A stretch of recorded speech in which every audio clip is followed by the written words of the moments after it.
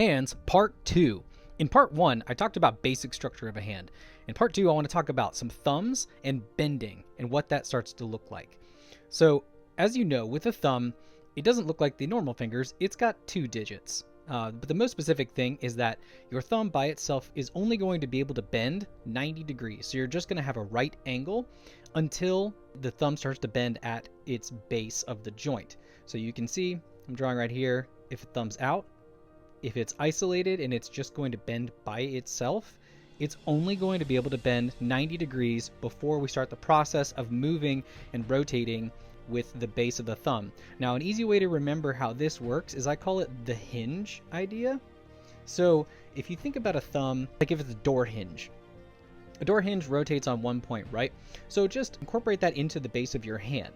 So if you think about that, okay, there's my hinge right there at the base. When it rotates, it's going to be able to just rotate forward. And that simple concept will help you to kind of understand the movement of the thumb and how it works with the hand as a whole. So now that you've got that idea, let's flesh it out. Let's put some skin on it and make it look like an actual hand and not just like a door hinge.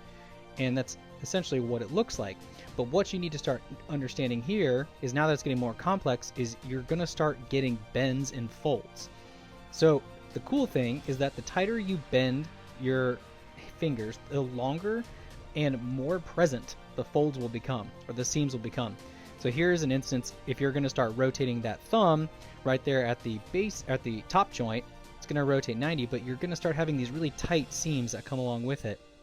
Same thing goes when you start to rotate the thumb inward. And the more you rotate the thumb inward, the more the smaller digit towards the top of the thumbnail is going to bend as well.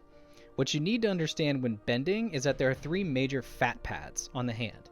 So for lack of a better term, I call them the top, the inside, and the outside pad. If you're going to start bending the fingers, a lot of times people want to bend really at the seam of where the fingers meet the palm. The problem is that's not how hands actually work. So if you do that, your hand will bend and it looks kind of weird. It doesn't seem real. It's a little uncanny.